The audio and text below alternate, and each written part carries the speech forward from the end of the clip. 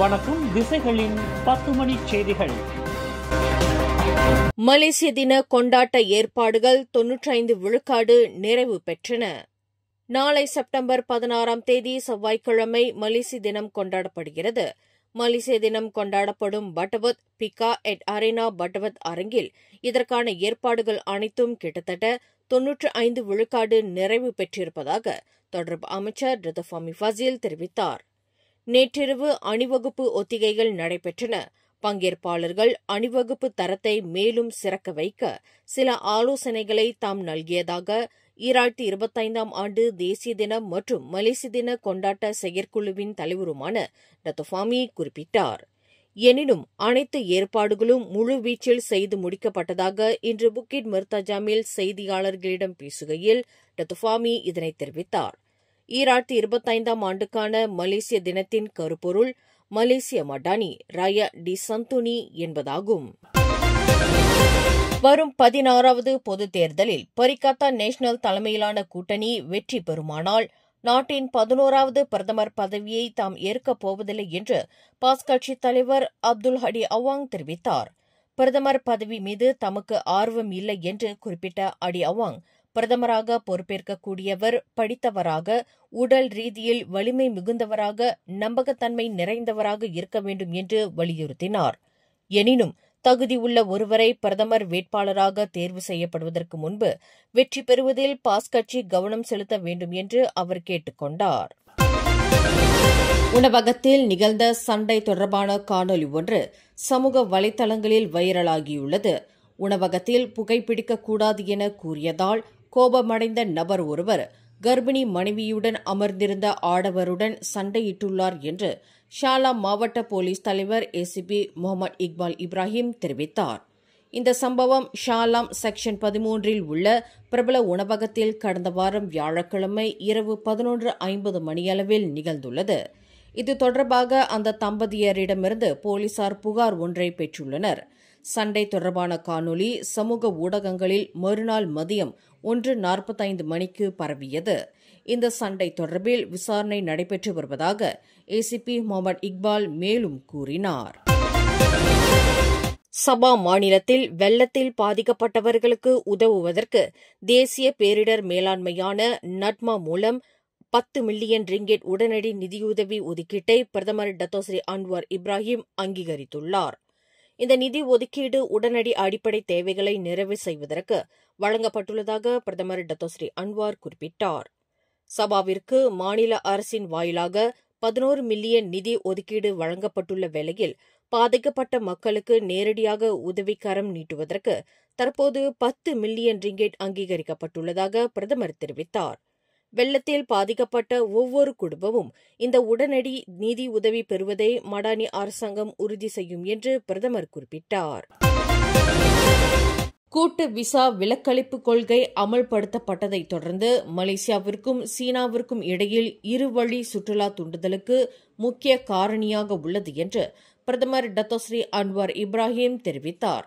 தவிர மலேசியாவில் பெரிய அளவில் சீனர்களின் எண்ணிக்கை உட்பட நாட்டின் இன பன்முகத்தன்மை சீன நாட்டு பிரஜைகளை அதிகம் ஈர்க்கிறது என்று பிரதமர் குறிப்பிட்டார். மலேசியா ஒரு தனித்துவமான மற்றும் அழகான நாடு என்று வர்ணித்த பிரதமர், நெருக்கமான கலாச்சார உறவுகள், துடிப்புமிக்க பொருளாதார வளர்ச்சி மற்றும் அரசியல் நிலைத்தன்மை ஆகியவை சீனாவிலிருந்து வரும் சுற்றுலா பயணிகளுக்கு நட்பான கவர்ச்சி மிகுந்த சூழலை உருவாக்கியுள்ளதாக தெரிவித்தார். பரிகாத்தா நேஷனல் கூட்டணியின் பிரதமர் வேட்பாளரின் பெயர் அடுத்த வாரம் முடிவு செய்யப்படும் என்று அதன் தலைவர் தான்ஸ்ரீ முஹிடின் யாசின் தெரிவித்துள்ளார். அடுத்த வாரம் நடைபெறவிருக்கும் உச்சமன்ற கூட்டத்தில் இதுகுறித்து தீர்க்கமாக முடிவு செய்யப்படும் என்று முன்னாள் பிரதமரான முஹிடின் யாசின் குறிப்பிட்டார். 2 வாரங்களுக்கு முன்பு முஹிடின் தலைமையிலான பர்சத்து கட்சியின் ஆண்டு கூட்டத்தில் பிரதமர் வேட்பாளராக அவரின் பெயர் முன்மொழியப்பட்டுள்ளது. இதற்கு பாஸ் கட்சி ஆட்சேபனை தெரிவித்துள்ளது. இந்த முறை பாஸ் கட்சியைச் சேர்ந்த ஒருவர் பிரதமர் வேட்பாளராக அறிவிக்கப்பட வேண்டும் என்று அந்த கட்சி வலியுறுத்தி வருகிறது. சபா கோத்தா கினபாலு கொலம்போங் கம்போங் சென்ட்ரகாசி கிராமத்தில் இன்று நிகழ்ந்த நிலச்சரிவில் புதையுண்டு மாண்டவர்களின் எண்ணிக்கை 7ஆக உயர்ந்தது. பிற்பகல் 3:30 மணி வரை எழுவரும் மாண்டிருப்பது உறுதி செய்யப்பட்டுள்ளது. சபாவில் கனத்த மழை பெய்து வரும் வேளையில் மலைப்பாங்கான பகுதிகளில் நிலச்சரிவு சம்பவங்கள் தொடர்ந்து நிகழ்ந்து வருகின்றன. இந்த நிலச்சரிவில் கால் முறிவுக்கு ஆளாகி உயிர் பிழைத்த நபர் கோத்தா கினபாலு குவீன் எலிசபெத் மருத்துவமனையில் அனுமதிக்கப்பட்டுள்ளார். கடந்த ஆகஸ்ட் 14ஆம் தேதி சுபாங் ஜெயா USJ 2/1 என்ற முகவரியில் உள்ள ஒரு வீட்டின் பிரதான வரவேற்பு அறையின் சிலிங் காற்றாடியில் தூக்கில் தொங்கிய நிலையில் காணப்பட்ட இளம்பெண் மரணம் தொடர்பில் போலீசார் இதுவரை 32 பேரிடம் வாக்குமூலம் பதிவு செய்துள்ளனர். இந்த சம்பவத்திற்கு பொறுப்பான நபர்களை அடையாளம் காண்பதில் விசாரணை தொடர்ந்து முழுவீச்சில் நடைபெற்று வருகிறது என்று சுபாங் ஜெயா மாவட்ட போலீஸ் தலைவர் ACP 1 ASEAN 1 தெரிவித்தார். இதுவரையில் யாரும் கைது செய்யப்படவில்லை. விசாரணைக்கு உதவ இதுவரை 32 பேர் அழைக்கப்பட்டுள்ளனர் என்று அவர் விளக்கினார். தாம் சம்பந்தப்பட்ட ஆபாச வீடியோ படம் இருப்பதாக கூறி நாடாளுமன்ற உறுப்பினர்களை இலக்காக கொண்டு மிரட்டப்பட்டு வரும் சம்பவத்தில் ஆக கடைசியாக Johor Tebrau PKR MP Jimmy Puah VTC பலிகாடாக ஆக்கப்பட்டுள்ளார். AI தொழில்நுட்பத்தால் தயாரிக்கப்பட்ட போலி ஆபாச வீடியோ படத்தை அனுப்பி ஜிமிபுவா மிரட்டப்பட்டுள்ளார். இன்று செப்டம்பர் 15ஆம் தேதி மாலை 5:30 மணிக்கு தாம் இத்தகைய மிரட்டலை மின் அஞ்சல் வழி பெற்றதாக அவர் குறிப்பிட்டுள்ளார். கடந்த சில தினங்களாக பெய்து வரும் கனத்த மழையால் சபா உட்பட நாட்டில் பல்வேறு பகுதிகளில் வெள்ள நிலைமை மோசமடைகிறது.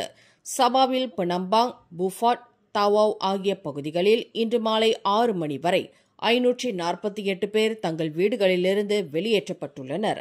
சபாவை தவிர பேரா, நெகிரி செம்பிலான் மற்றும் ஸ்லாங்கூர் ஆகிய மாநிலங்களிலும் சில பகுதிகளில் வெள்ளம் ஏற்பட்டுள்ளதாக இன்ஃபோ பஞ்சானா அகப்பக்கம் கூறுகிறது.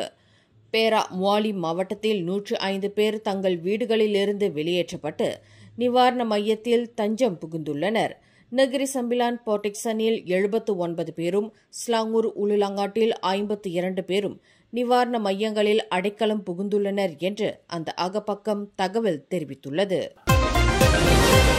பஹாங் ரவுப்பில் உள்ள கல்லுடைப்பு பகுதியில் பாறை சரிந்து விழுந்த சம்பவத்தில் புதையுண்டதாக கூறப்படும் மண்வாரி இயந்திரத்தின் ஓட்டுநரை தேடி மீட்கும் நடவடிக்கை 3வது நாளை எட்டியுள்ள நிலையில் தேடுதல் பகுதி மேலும் விரிவுபடுத்தப்பட்டுள்ளது.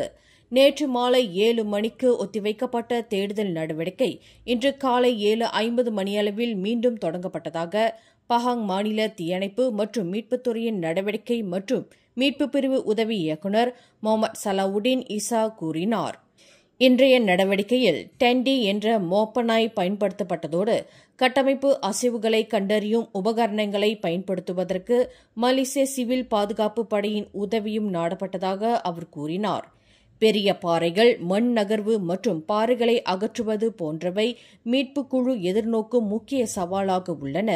இது தேடுதல் நடவடிக்கையின் போது நிலச்சரிவு அபாயத்தை அதிகரிக்கிறது என்று பர்னமா தொடர்பு கொண்டபோது அவர் மேற்கண்டவாறு கூறினார். ஜொஹர் கூலாய் பத்து 19 உள்ள ஒரு கோப்பித்தியாம் உணவகத்தில் 9 வயது சிறுமியை மானபங்கம் படுத்தியதாக சந்தேகிக்கப்படும் நபர் ஒருவரை போலீசார் தேடி வருகின்றனர். நேற்று ஞாயிற்றுக்கிழமை நிகழ்ந்த இந்த சம்பவம் தொடர்பில் அன்றிரவு 7:30 மணியளவில் போலீஸ் புகார் அளிக்கப்பட்டுள்ளதாக கூலாய் மாவட்ட போலீஸ் தலைவர் ACP தான் செங்லி தெரிவித்தார்.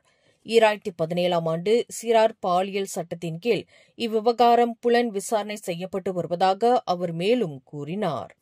மேலும் செய்திகளை தெரிந்து கொள்ள கீழே இருக்கும் பெல் பட்டனை அழுத்துங்கள். உங்கள் மகிழ்ச்சியை வெளிப்படுத்த லைக் மற்றும் ஷேர் செய்யுங்கள். தொடர்ந்து திசைகளோடு இணைந்திருக்க சப்ஸ்கிரைப் செய்யுங்கள்.